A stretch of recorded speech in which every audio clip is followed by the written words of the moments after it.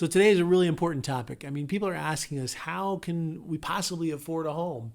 And we understand it's a little bit difficult. We're sympathetic to that. Of course, if you compare us to other markets around the country, I think we're still pretty affordable. But there's certainly things that you can do, maybe to add to your income, make a little bit more money, something to help soften your payment. Right now, rates are really, really low, so that's helping a lot of people. But there's some tips that we've learned over the years that maybe could help you afford the payment a little bit easier. And that's what we're going to talk about today. I have to compliment you, though, Jared, because you have a new microphone. I do. And we're talking about housing affordability. And here's Jared with a solid gold microphone. I don't know if everybody can see this, and I don't know why. It is definitely solid gold. I don't know why I don't have a solid gold microphone, but I am jealous. I'm a little bit jealous. You should be, and that's why I got the gold one, because I knew you would be jealous. Goodness gracious. Well, I'm going to show up next week with what's better than gold? Platinum? Platinum. Should we get a platinum microphone for me? I'll still sound better. It reminds me of Rush Limbaugh. He's always bragging about his golden microphone. That's right.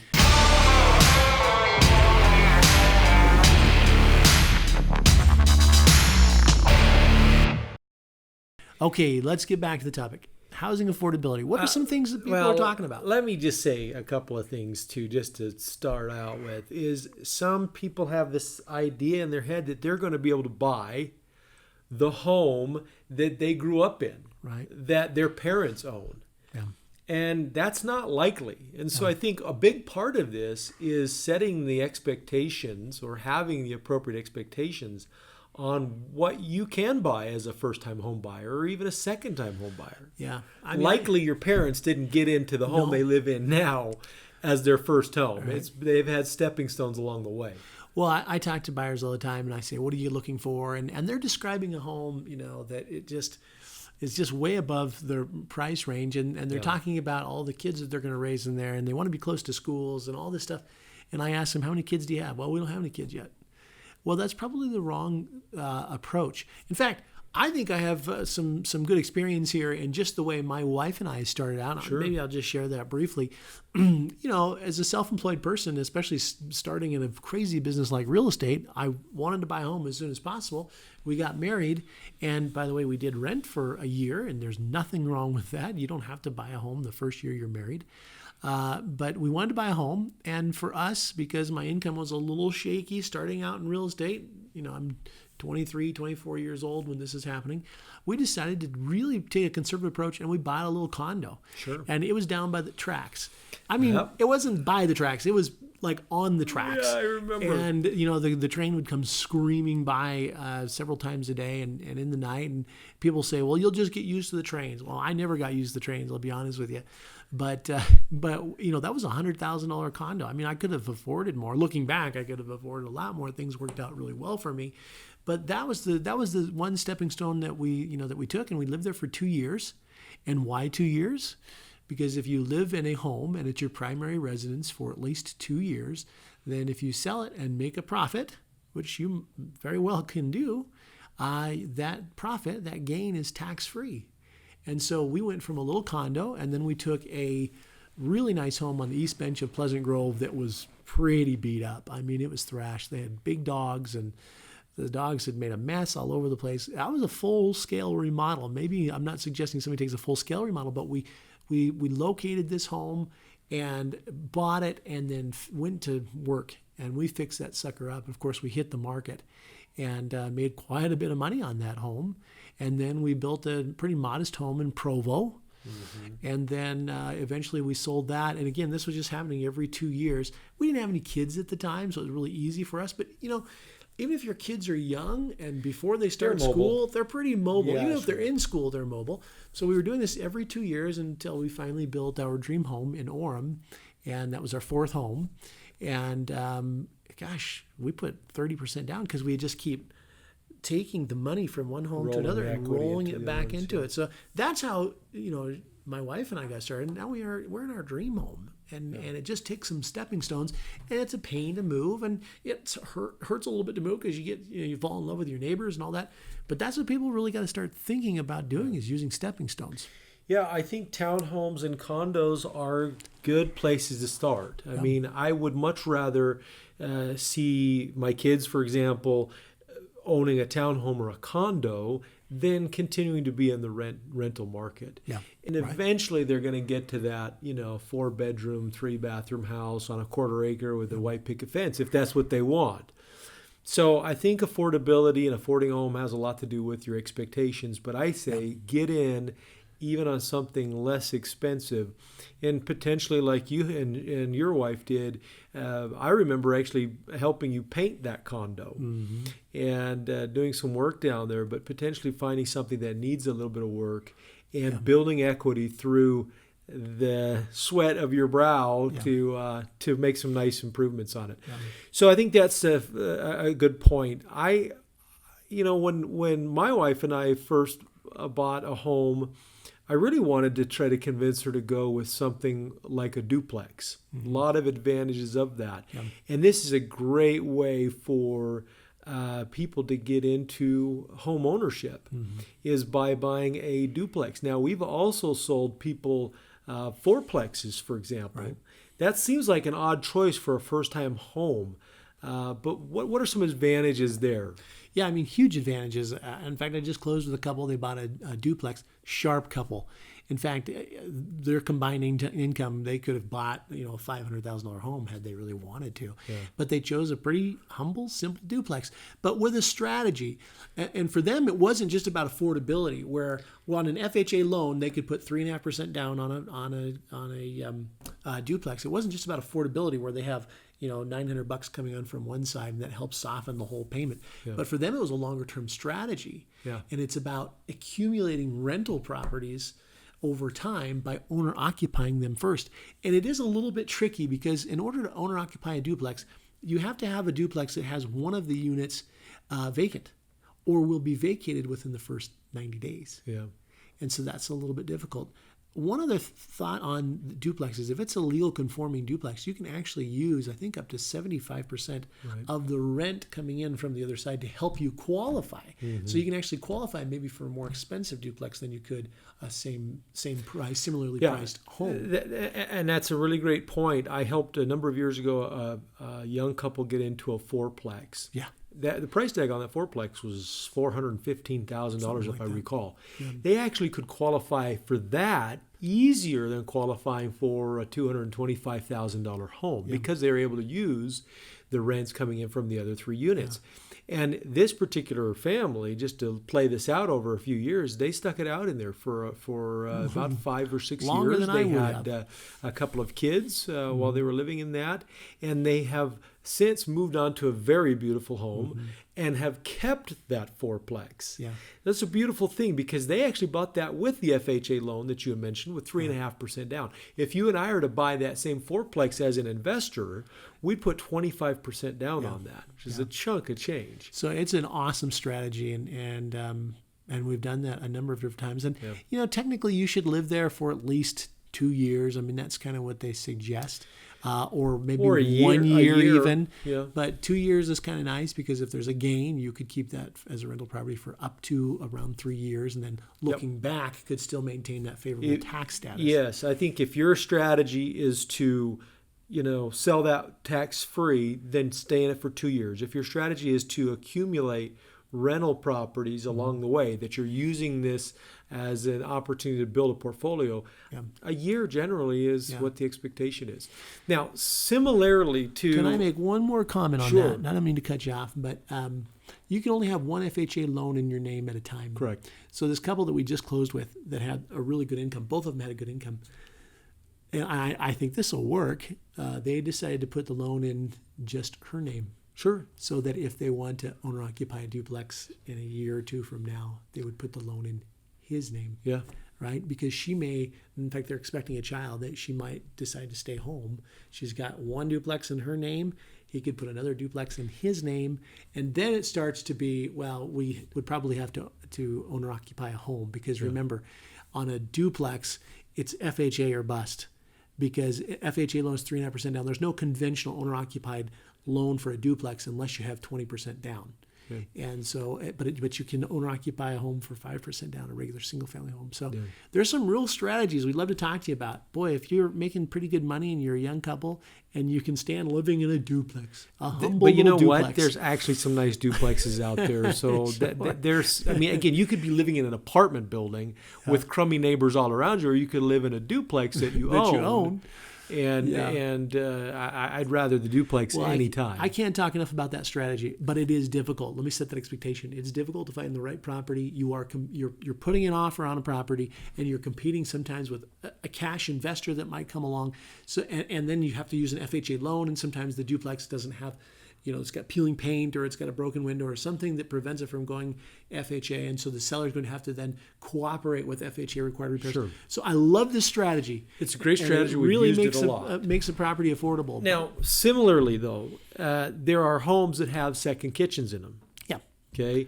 And I think this is another great strategy. It's a home with an accessory apartment. Now, before you buy something like that, and as your agent, if we were representing you, we would help you to analyze this and determine whether this is legally recognized as a home with an accessory apartment. Having that status with the city is important because there's a lot of homes that have that second kitchen.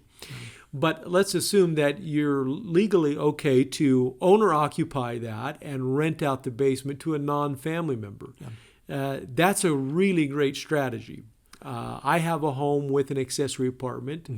And I love it. We have newlywed couples generally that occupy this little basement apartment.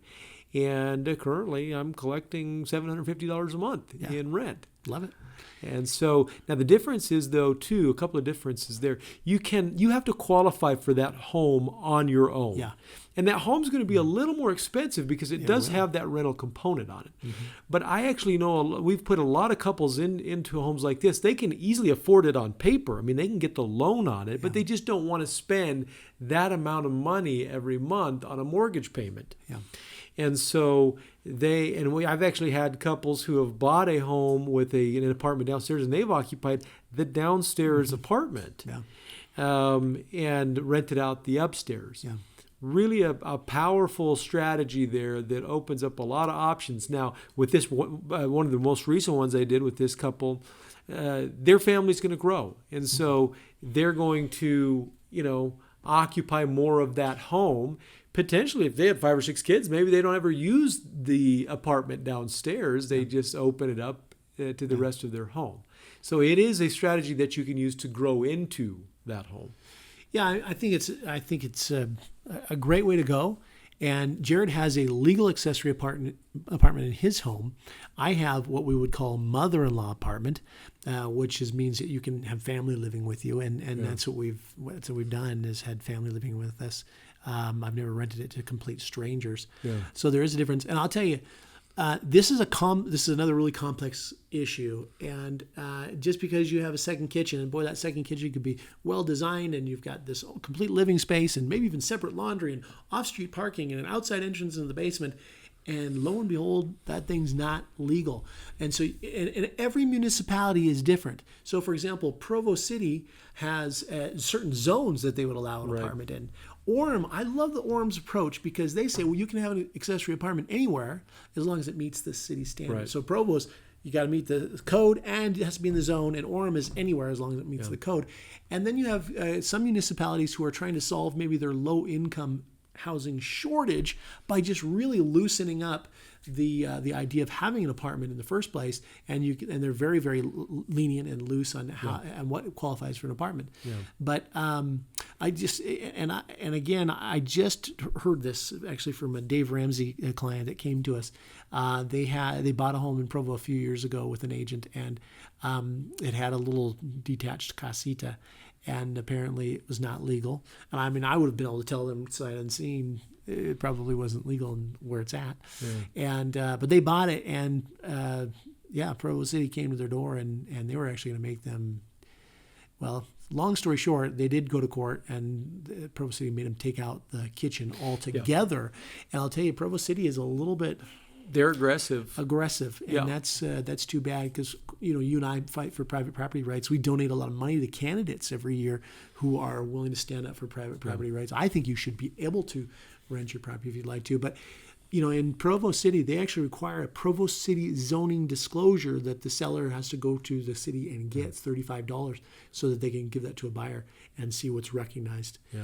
But so just be careful. Again, if we're representing you, we will talk you through that and help you with that and make sure that we get the right information. Now, we've seen another way to afford a house is to potentially combine households. We have seen a lot of our clients who have a desire to, not only for financial reasons, but to maybe take care of aging parents or an aging parent, maybe somebody that's been widowed. And I don't think it's inappropriate at all to ask maybe an aging parent to pay a little bit of the expenses on that house, your mortgage payments, utilities, and things like that. So these homes that may have a second kitchen, or maybe they don't, but have some nice space for your parent or maybe a niece or nephew or somebody going to college here to rent out some of that space. Yeah, I mean, this whole idea of multi-generational housing is really catching on, and it should. It needs to. Our brother's other cultures do this, right? Yeah. Our brother's a general contractor, and he built a home for great-grandma, the grandparents, the client, and then their kids. That's 4 generations in one home. And the way they designed it was totally rad. And of course, they have gobs of money. Yeah, I get it. That was a custom build. And that was a build, custom build. But I think it still applies here, where you can find a home that has some separate spaces. And there's a lot of studies about, that parents will live longer if they're raised, close to their grandkids, and all the benefits of, living together and sharing the space and just, being in each other's lives in that way. I mean, this is a really good thing, but financially, it's a great thing. Yeah. And by the way, if you have an aging parent and they even if they have the finances, it sure helps to split those. And sometimes, your parents or a parent, they don't really need that much space. They don't need that much space, and a lot of times they're just trying to simplify their lives so that they can go travel, they can do, they can go see other grandkids in other parts of the world. So maybe they post the down payment and you put the loan in your name, because a lot of times older people don't have an income, right? So they can't necessarily qualify for a loan, but they're sitting on a chunk of change. Yeah, we've seen that. Now, if let's say I'm a young, single guy, professional, have a job. Yeah.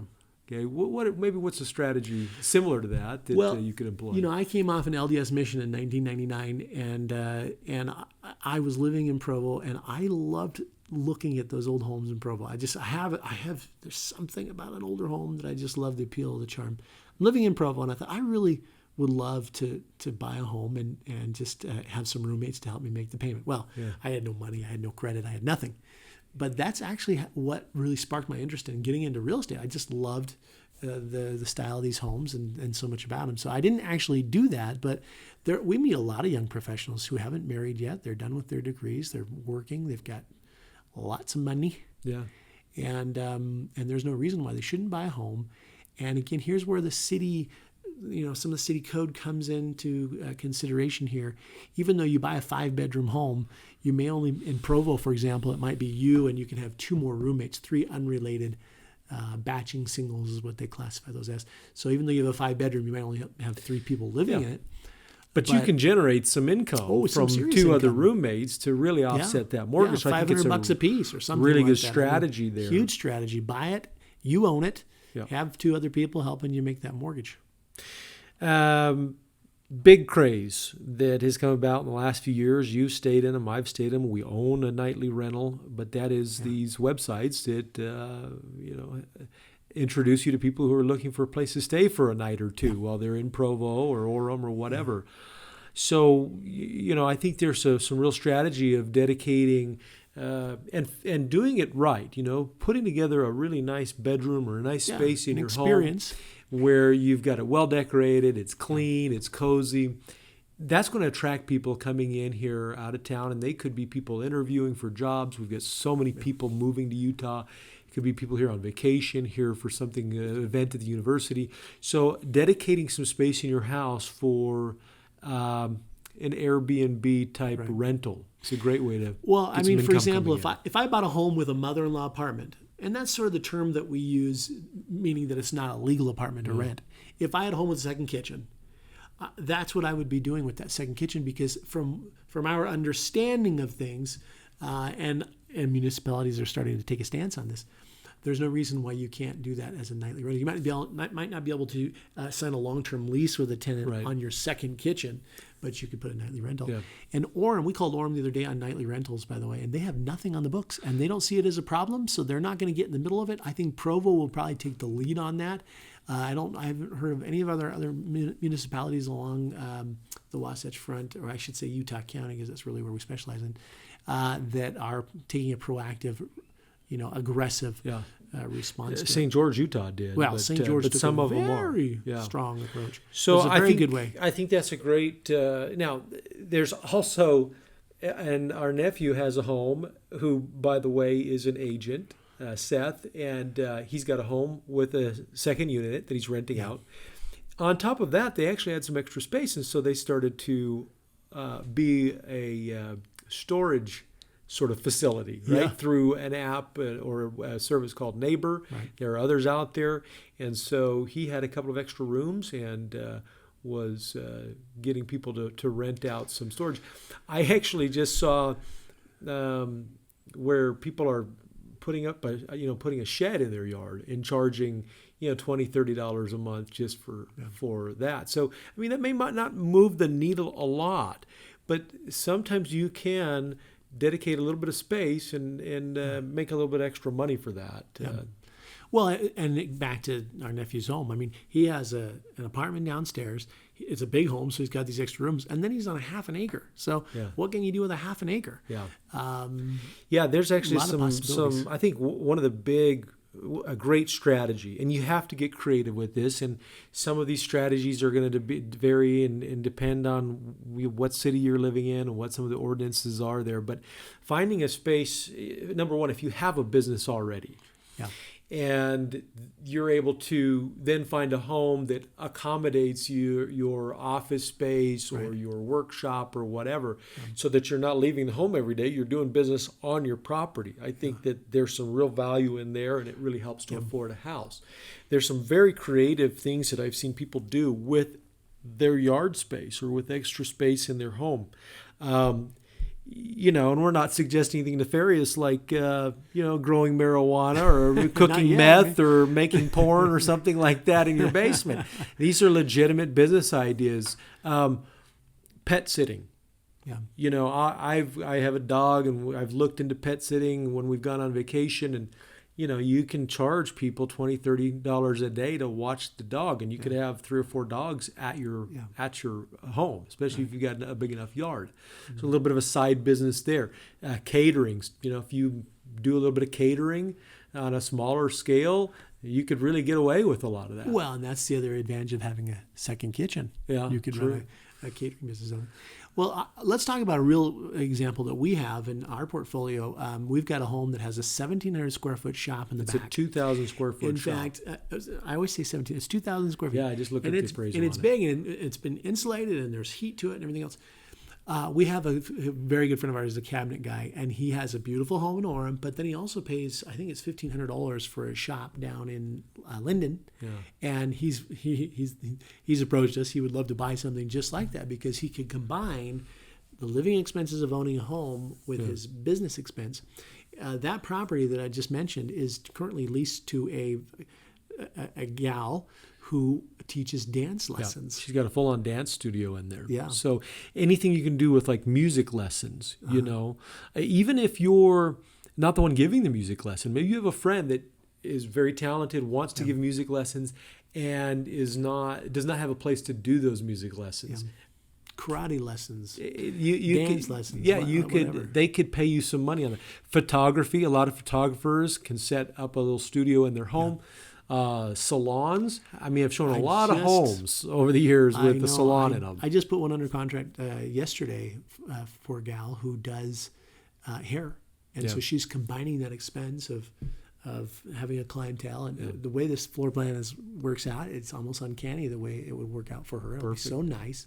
So she'll combine that expense. So beekeeping. I mean, I know a lot of backyard beekeepers. That's become a big thing. I guess it has. Having chickens, selling organic eggs, growing herbs. Well, here's growing a vegetable garden. I mean, how many people want to make sure that they're eating organic foods? Well, you just bought a horse. Yeah. And so let's say you bought a horse property and you had a couple of different horses there. You could board and horses. You feed and water them, and you charge people, I don't know, $250 a month. Well, here's another one. And, these, again, you got to think creatively to start generating a little income on your property. There are very reputable dog breeders out there who want to partner up with a family or an individual to board those dogs and care for them until they're picked up by the family who's ultimately going to enjoy them. So I'm not suggesting a puppy mill. That's not what you want to get with somebody that's reputable, but there are reputable breeders out there who take care of the business end of things and need space for these dogs and care for these puppies. And you can make a lot of money doing that, partnering with somebody like that. Yeah. Well, these are all excellent suggestions. One more. Oh, there's a lot more. Well, if you guys just really think creatively. And... But I showed a home the other day, had a big lot. And it was kind of interesting. It's in Provo because the front of it is one street. The back of it is another street. So it's actually a pretty big lot. Yeah. There is a ton of space back there for motorhome storage, RV storage, boat storage. There are a lot of people that own those kinds of assets that have no place to park them. Yeah. And, I think for motorhome storage, people are willing to pay $50-$60 at least a month, I think that's depending on spot. Yeah, depending on what kind of amenities are available there. So that particular lot, which is actually a pretty affordable home, they could generate, $300-$400 a month, I bet, in storage fees. Yeah. So you got to just think creatively, have the right expectations, think about how to generate income with that property, and suddenly these homes do become more affordable. Yeah. And again, one of the biggest tips we've always given people is, don't turn your nose up at something that needs a little bit of work. Yeah, I've got a lot of buyers who go in and nope, this isn't for me, and I think why not? Yeah, because grandma's home. It's like grandma's home. It reminds me of my grandma's home. Well, I have fond memories of my grandmother's home with the shag carpet and the wood paneling and everything else. But grandma's home has a good roof. Yeah, grandma's home has a good furnace, water heater, AC. They've all been replaced. The windows are replaced. She wants to be comfortable, and so cosmetically, it's it's old and funny. Yeah. But that's another, big thing. And you mentioned this. It's about setting that expectation. And by the way, people are a lot better at fixing up homes than they think they are. And it can be a lot of fun. YouTube you can learn how to do about anything on YouTube. And a lot of people are able to harness that and figure out how to really fix these homes up. So anyway, if you are, contemplating or thinking that you'd like to buy a home and you're not sure how to afford it, let's talk. Justin and I have these strategies that we've mentioned, as well as some others, especially as it relates to financing. Yeah. Come talk to us. Give us a call. We'll coach you through it. I really think that in Utah, even despite the market, the rise in the market, you can buy a house. You can buy a house even at a young age. Yeah. And use these homes as stepping stones into someday owning a fabulous home at a great equity position. Yeah. And there's just you're not priced out of this market. There's still tons of room for young families, young individuals to get into home ownership. And that's what we want to help you with. Yeah. Well said. I think that wraps it up. Okay. Well, thanks for listening, and we'll catch you next time.